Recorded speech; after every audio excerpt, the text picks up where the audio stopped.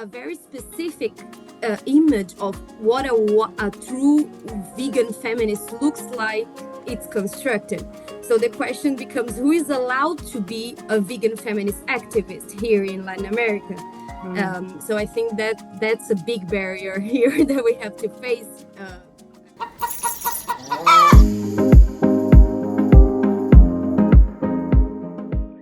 All right. So welcome, Martina. Why don't you introduce yourself and let folks know who you are, why you're so magical, and how you got into looking at intersections of gender and species. Well, hello, I'm Martina Davidson. I use she, they pronouns at the moment. I live in Brazil, in Rio de Janeiro, so it's very warm in here, even though it's winter. I am a neurodivergent. I'm also a non-binary lesbian person. I do work with not only the intersections between gender and species, but also the intersections between species and disabilities, race, capitalism, coloniality, and fat phobia, and more. I do live in Rio de Janeiro, and I am a researcher in a federal university here, public university. And I think I started thinking about these intersections between gender and species in, I think, mainly two ways. The first way, I think, the first has a lot to do with my own perception as a non-binary and lesbian person living here in Brazil. I'm speaking from a place where this intersection crosses through my body, my existence, my performance, my line of work in the university and outside of it. Um, and the whole process of coming out, uh, which we know happens many times and never really ends, as we know, led me to think about my body as a political territory, but a strange, monstrous, and disruptive space in my own dissident existence. And at that time, the words of Suzy Shock, I don't know if you know her, she's a travesti poet from Argentina, made deep sense to me. She says something in the way along the way of, I claim my right to be a monster. Um, and I think at that moment, the moment I read the sentence, I began to feel that humanity as a category didn't belong to me. Wow. Yeah. And I absolutely began to connect that with my vegetarian, at the time, vegetarian practice that became vegan practices. Um, and I think that reflects a lot of on my journey as someone that's thinking and living that intersection between gender and species. I think that's the most a way I can summarize that is, being queer for me has always meant being a little more animal and a little less human. Mm. So I think that when I read that, when I came into, I don't know, understanding and reading a lot more, that became more clear to me. And well, that didn't happen separated from, I don't know, a theoretical deepening. That's maybe a little boring to say, to tell you in a way of my answer. How did I become close to the intersections between species and gender? It's a little bit boring to say, well, theory has a huge part on it. I came, I think, through a deeper engagement with decolonial theories and practices, Mm. which I don't know, I think in through my lenses, position dissident existences, those that deviate from the normative European colonial idea of human, in a place of subhumanity or less than human, or through a process of animalization through which moral and political lines are normally drawn. Like, and I always ask myself, like, which lives really matter to the systems we are forced to live in? Which lives are deemed killable or less than under capitalism? And I believe that queer and LGBT plus people in general are normally perceived by this normativity as killable, as less important, as less human than others. So I think that's how I think about gender and species. And I can't I'm not able to see them as separate things.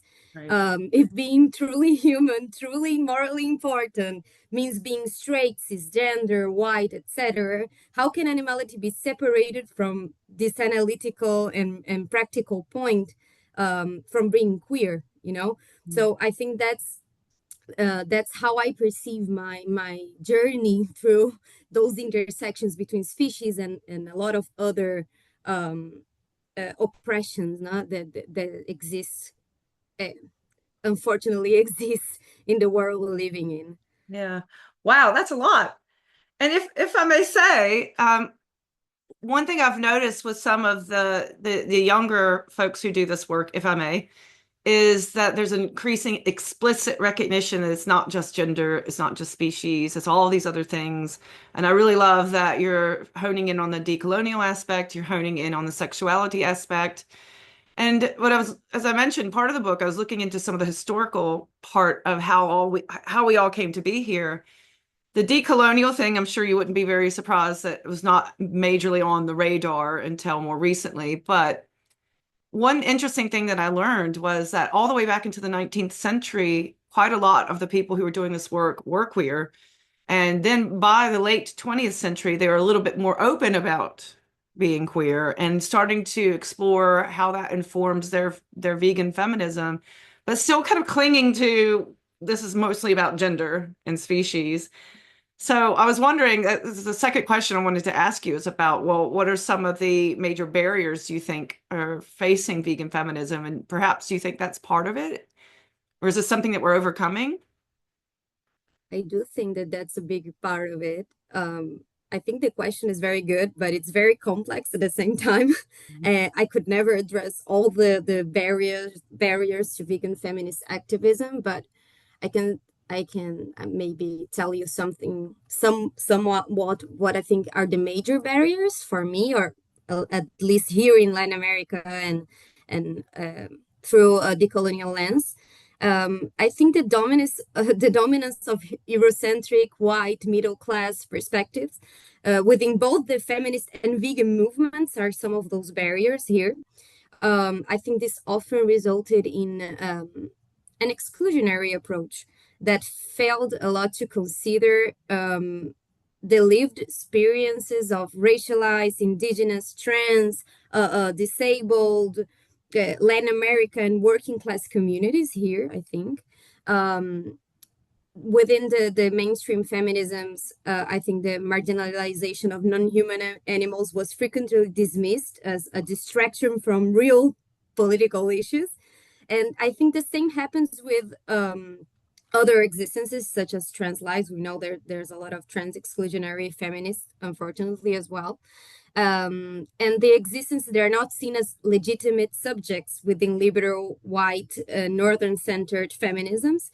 And I think that mainstream veganisms often adopted an individualistic stance, focused on consumers' choice rather than some structural critiques. I don't know if you can understand that, but I think it's impossible to do so. That's a big barrier, right? To focus on individualistic stance, choice, and other characteristics.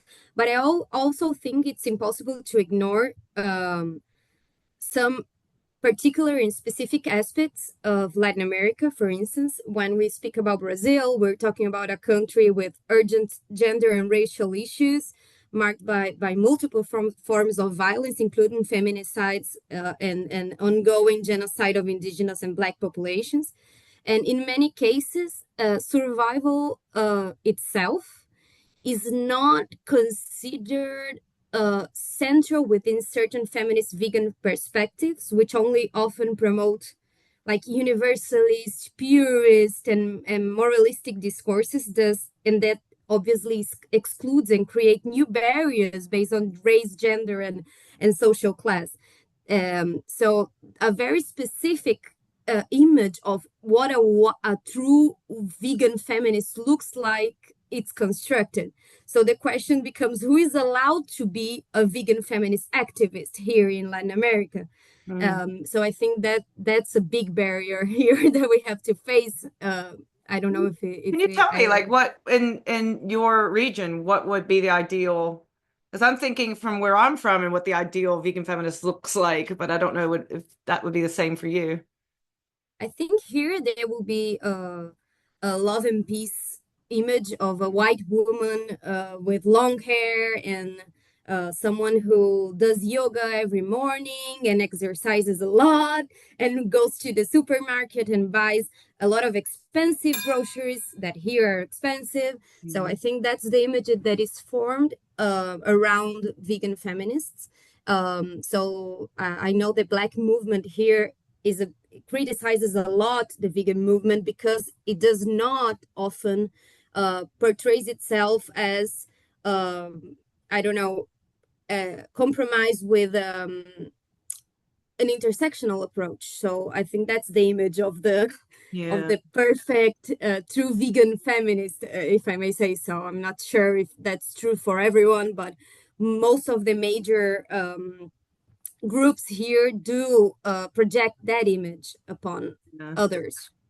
Yeah, so in this idealized womanhood, I guess that they're hoping to, but therefore like aggravating all these other issues. I want to jump back into that actually, because I can tell you as an American, you cannot presume that folks in, say, Northern America or here in Europe will know about this history. So can you tell us a little bit about historically what's the history of your country and how animals have been a major part of colonialism then historically and how that's still happening today? And of course that's intersectioning with environmental issues as well, which we haven't talked about so much. Can you give us some history? I can try. But here, I'm talking about Brazil, but maybe Latin America as a whole. I think that the work of Billy Ray Belcourts, it's also a big a big theorist person to talk to us about all the process of colonization and how it's linked to animality. But while the settlers here did bring a lot of animals to expand the territory, so animals played a big part there on maybe expulsion of indigenous people from their lands and all that. So they were instrumentalized as a form of violence against indigenous people and cultures as well. Um, and it now plays a major part on our economy. So here in Brazil, for instance, the animal agriculture, it's one of the main economical settings here. So it has a lot of power, and so anyone that that is stepping up to them and saying, no, it's not okay what you're doing, you're um, killing the Amazon rainforest, you're killing indigenous people here. Uh, Everyone that stands up to them faces the risk of getting murdered here. Yeah. So we're talking about a very violent history within where those people, the people that has the cattle, that has the monocultures that feed the cattle, have a lot of power here. Structural power in the Congress. So we're talking about the Senate having a big group of people. They're called the cattle wing that obviously had a lot of power and they are allowed to be violent. Mm. So animals played that part here in Brazil. And I also I need to say that eating meat here is a sign of class ascension. So being able to eat meat, it's a privilege. So sometimes when you're telling people, oh, we should not eat meat because it's violent and all that, sometimes those discourses they don't acknowledge the fact that for many people that is an acquired right. So when you say, "Oh, you are not able to," sometimes people you should not eat meat. Sometimes people think that you're telling them, "Oh, you're not allowed to be richer. You're not allowed to be safer." When we're talking about feeding yourselves. You're not allowed to ascend in a class perspective. So I think that in many cases, those discourses that are disattached from reality, from this reality where eating meat is a privilege, is something where the society is looking forward to being able to do. And we see that, for instance, in the Bolsonaro's government, that was a very right wing government here. People were starving themselves, so they lost the privilege to eat meat. They were eating bones, the scraps from uh, the agriculture agribusiness, and we're talking then about something that's much deeper in our society. We're talking about a discourse that cannot be disattached from a classist perspective that also has to do a lot about race here, no? Because, well, racialized people uh, are mostly within lower classes here. Yeah. Wow. Are there any groups there that are um, paying attention to the barriers to activism and to veganism? Are there some groups that are making any headway with that, or? I think there are some groups that are very important here, like Dusati Coletivo. There is a collective of people that think about uh, plant-based eating, not only veganism as itself, because they do a critical approach to veganism as something that is mostly when we talk about genealogy, we're talking about white people, white folks thinking about vegans. They see it as that. They talk about plant-based uh, eating and way of living within ancestral perspectives, like black people and I think that's a big group here. The Movimento Afro-Vegano, the Afro-vegan movement here, it's a very main one and very important one as well. And there's a lot of veganismo de periferia that's called marginalized vegans that live in favelas, that live in places that are obviously faced with a lot of structural problems and obstacles, but as well, but also uh, violence from the police and all that. There's a lot of vegans that do work and claim and do activism from those places. So there are a lot of vegan or plant-based or anti-speciesist movements that do address those barriers, those issues. But when we're talking about big organizations, we're talking about organizations that do not approach those issues in a direct way. Well, what does the government think about all of this? So you said that the cattle group basically has a lot of power and is able to get away with some serious violence. But is the government especially hostile to, say, just even sustainability measures or moving towards plant-based? Because here in the UK, obviously the UK, like any developed country, still protects meat and dairy, but you do start to see the government is trying to increase fruit and vegetable consumption and has legalized, not legally, legally recognized veganism rather as a protected philosophy. So I'm thinking, well, what is it like then in Brazil? Is the government kind of open to exploring that, or because Brazil has a global legacy, doesn't it, as this great space where there's the Amazon and all these cultures. What is going on? I think it's very interesting because there's a contradiction there. The government often releases some campaigns about being sustainable and about being fair to the environment, and how about deforestation rates are decreasing with uh, that specific government. But um, at the same time, they're killing the Amazon rainforest. They're opening our frontiers to foreign developers that are coming here to do the same. So I think that all that relationship is often marked by tension. Historically, Brazil has been the major player in global agribusiness, especially in the meat and dairy sections. Um, but they often put government policies at odds with the principles of environmental activists, but sometimes at the pro of environmental activists. Mhm. So I think it's very, very contradictory and very complex to understand it because they want to do like a greenwashing government. They want to say like, we are very concerned about all that indigenous people fighting for their territories. We are very concerned within environments activists fighting against the inappropriate usage of land, but at the same time they want the agribusiness to grow. They want the agribusiness to be the main source of our economy. So I think it's very contradictory, all that.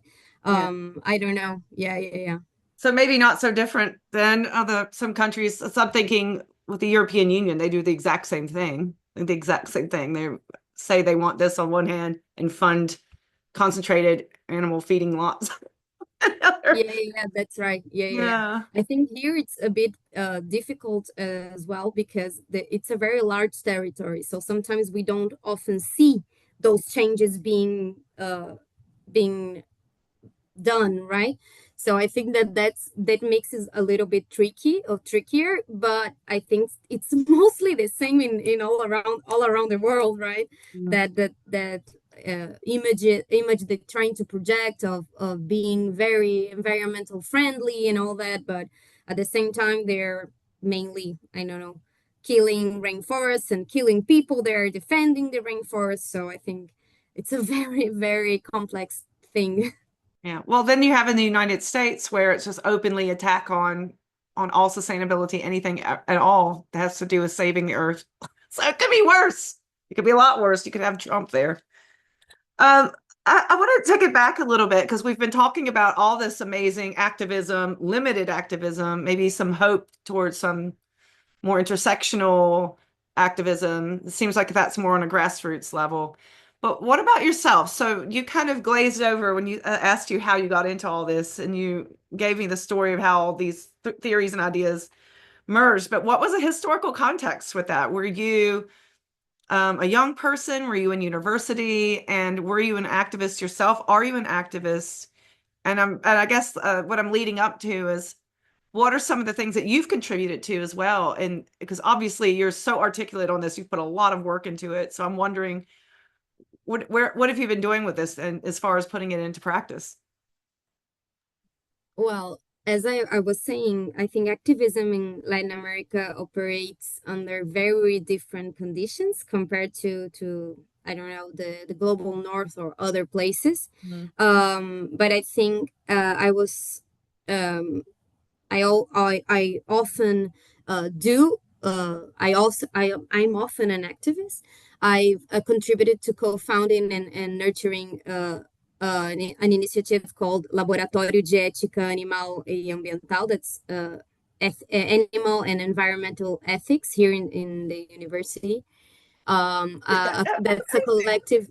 Yeah. That's a collective space where we engage in both theoretical and practical actions. We organize workshops ranging from uh, um, natural gynecology to eco cleaning, and we create accessible educational materials and host public events and reading groups to foster this multi-species awareness and action. I also participate in a lot of anarchist and anti-capitalist organizing in my city, and I'm a part of the Revista Latinoamericana de Estudios Críticos Animales. That's the Latin American magazine or journal of critical animal studies, which creates this crucial, I think it's crucial, platform for the southern decolonial and dissident voices in the field.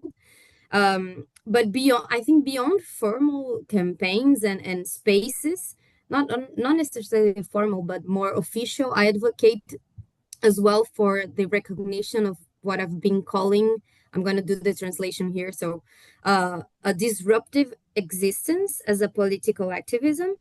So to exist, for me to exist as a vegan, lesbian, non-binary, neurodivergent people within civil society, academic spaces, and activists circles is itself a form of resistance and activism, especially in a context where normativity kills here in Brazil.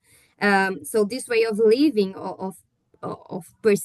persisting in dissonance with systems that try to erase us um, and as well as our non-human kin, um, is also a form of campaigning for liberation. I don't know if that makes sense, but I think that's what I want to say about it. But I do direct and indirect work when we're talking about um, gender and species Yeah, struggles. I love that because it's something I'm sure you as an academic, you have this feeling. And I mean, I don't occupy so many intersections at all, but just being a vegan and a female and coming from a low class background and Appalachia, I don't know if people in Brazil know about Appalachia, but it's heavily stigmatized, hillbillies and stuff like that. So there's all these kind of things, but especially as an academic, you feel like you're not doing the activist work. You may be sold out in academia. So all these things that I've talked about, like those are important to me. I've been involved with activism around all those issues and issues that, weren't intersecting with me, that simply because I exist in the world with folks who also need a helping hand. But when you're just existing, though, we feel like we're not doing enough. We're not doing enough. We're not on the streets. We're not campaigning. We're not calling. We're not organizing, but just existing. And if you just stop to think about even the past few weeks, days, even, what are some points where there was resistance that I met just by being there? And that has an impact, doesn't it? Because it stinks though, as an academic, we feel like we're never quite doing enough, but we've kind of dedicated our lives to this path. Go on. Yeah, yeah. And I think, do you know the work of Vircano? That's a philosopher from Argentina. They are thinking a lot about territories of political intervention, as I'm translating right now. I don't Mm. know if that's accurate, but they think about spaces where theory and action converge and where academic knowledge meets this grassroots resistance. So we're talking about making the classroom not a neutral zone, but a dynamic and contested arena where struggles for justice in its many ways unfold on paper in classrooms and as well as on our existence on the street or in the university or wherever.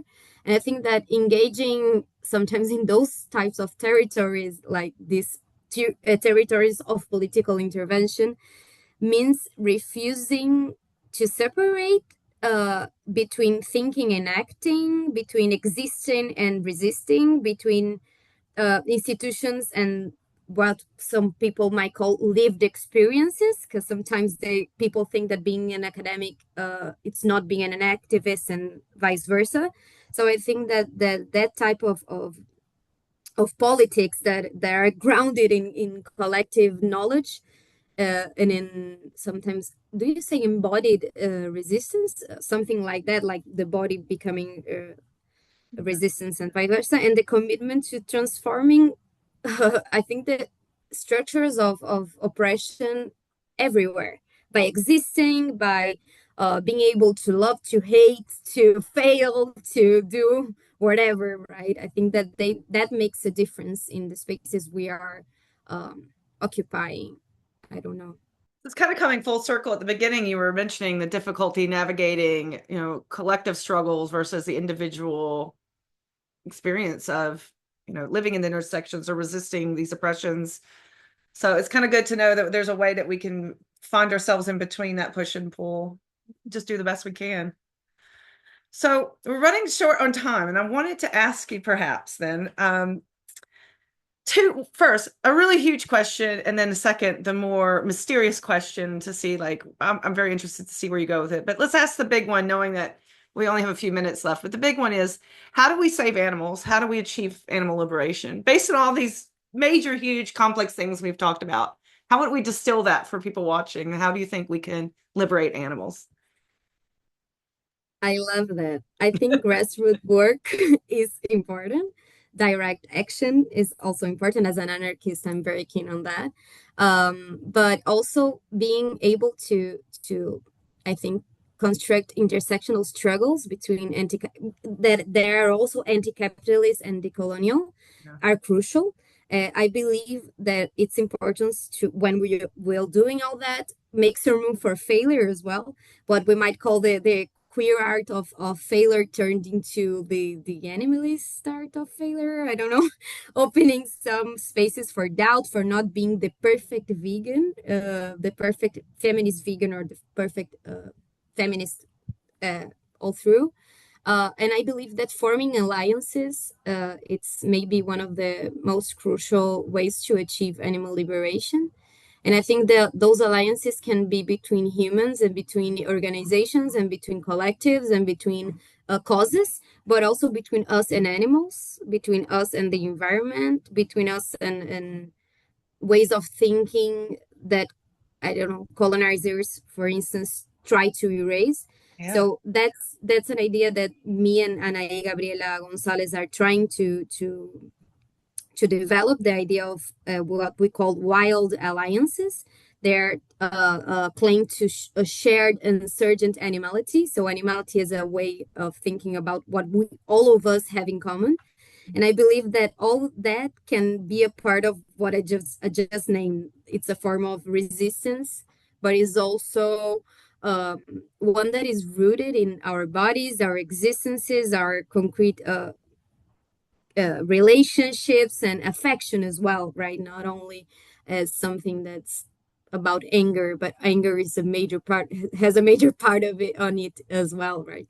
Yeah. So I think that's how I can answer that amazing question and very difficult So one to many, answer. there's so many like really exciting examples of things we can do and also practical things that we could do. And I think also forgiving, self-forgiving things we can do and permission to, yeah, go into some of these spaces and yeah, you said like decolonize the way we've been, or the oppression of the mind, really, the oppression of our ability to think critically.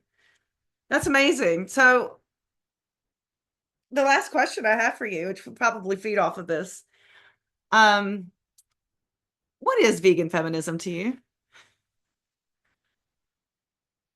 That question, I thought about it for a long time actually, and I think that to me, uh, to be a feminist vegan or vegan feminism, it's friction, and I think I talk about Anna Tsing's uh, Anna Tsing's way of thinking friction.